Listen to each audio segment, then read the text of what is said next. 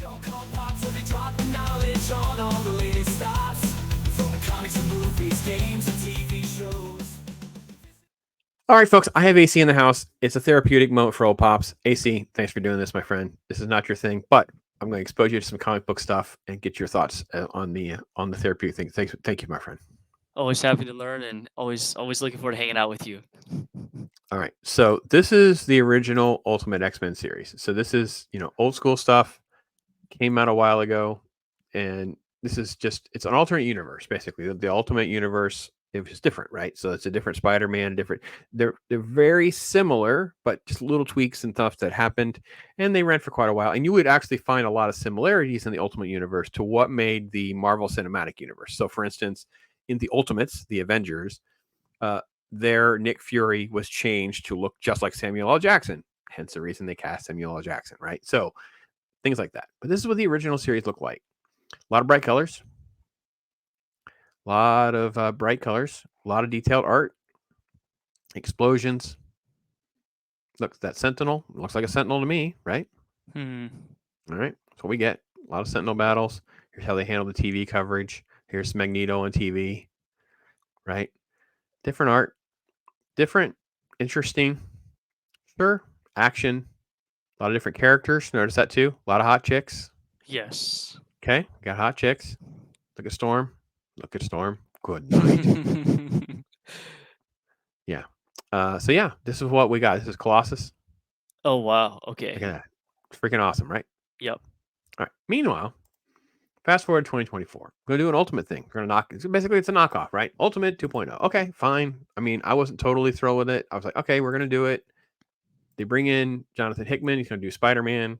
I got off to a good start. I thought the Spider-Man feel was like, okay, it's kind of a cool introduction to this different universe. This character called the Maker, basically went back in time. There's no superheroes. So now we have this alternate universe. Okay. And again, they announced Ultimate X-Men with Peach Momoko, which is how you say, I guess, how you say your name. This is from issue number 3. Issue number 3 stopped me in my tracks of how bad it was. This is what it looks like. Now, I'm not saying that she shouldn't be doing comics. I'm just saying these are not superhero comics. This is a bunch of people just sitting around, talking, looking at each other. Not much going on. It's more talking. Not a lot of similarities to the last issue, right? Yeah. Not. I developed a problem in this book where I realized that Peach doesn't really draw noses. So no nose, no nose. She has a nose there, no nose there. There's a noticeable absence of noses. Just I just thought it was odd. Yeah, it kind of culminates for me. Issue number 4, I'm like, okay, well, I'm gonna give it one more shot. Issue number 4, like we're getting close to the end. Like, I think there's supposed to be 5 or 6. What am I supposed to do? This is the cover. Like, I don't even know. I don't even know where to put my eyes.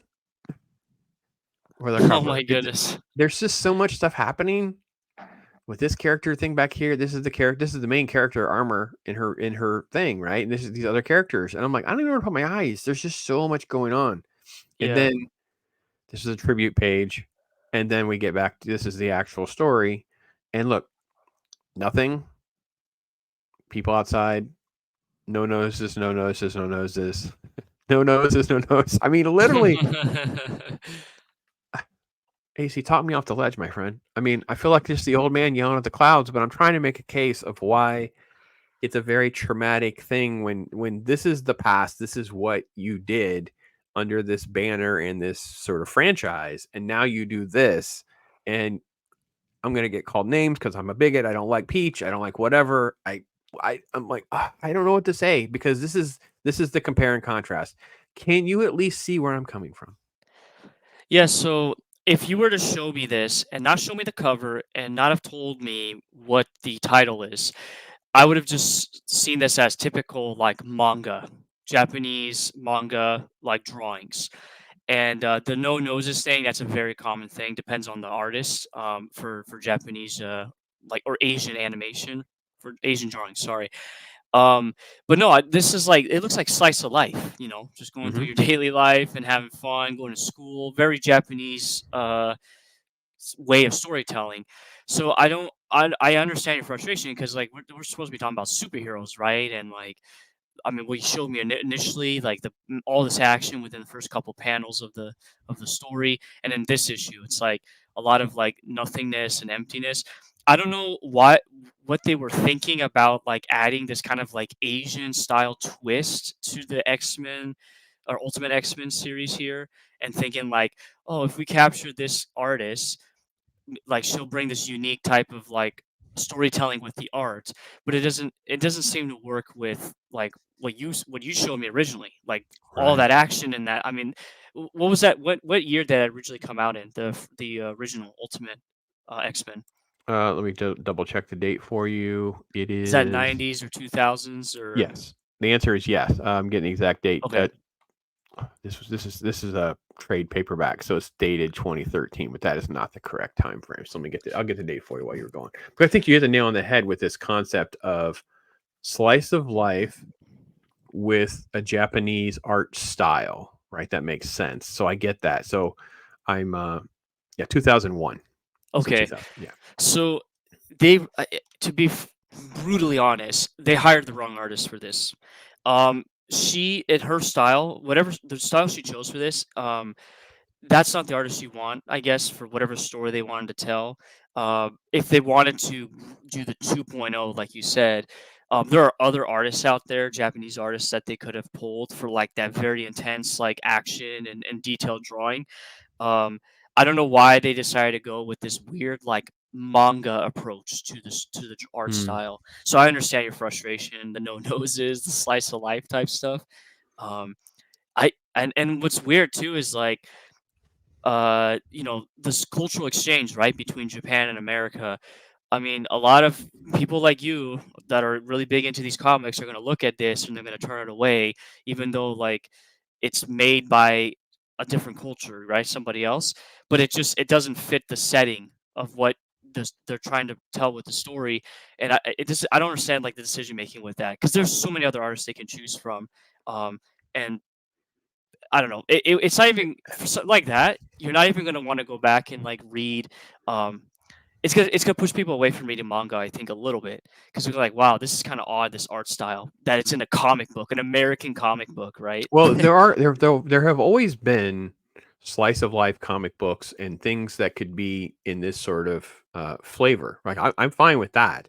That's not Ultimate X-Men though, right? So that's Right. my thing, right? So the thing is just like you said, they just hired the wrong person for this job. And I've long said after reading Ultimate X-Men #1, I was like, what are we doing? There was no X-Men in my X-Men book. Like, and it ends, and it should have ended where the mutants were somehow not affected by this thing that's going on, and they're there to get her as part of the school, and then Peach Momoko could do her own story that's in the Ultimate X-Men universe, but the Ultimate X-Men themselves are bigger than all of this, if that makes Yeah. sense. Like, you know what I'm saying? So, like sure, she can have her slice of life story for this one character, which is basically like a self-insert of her, basically. Let's just be honest, right? It's Peach. And it's like, I think this is the core of you hit the nail on the head because you hit the core of what the problem is they're just trying to take superhero stuff, slice of life, and anime stuff, and they're just throwing things together, and they don't fit. They don't work at all. Like this is just a huge fail for me. This is a complete dumpster fire because this is not X-Men, and it's definitely not Ultimate X-Men.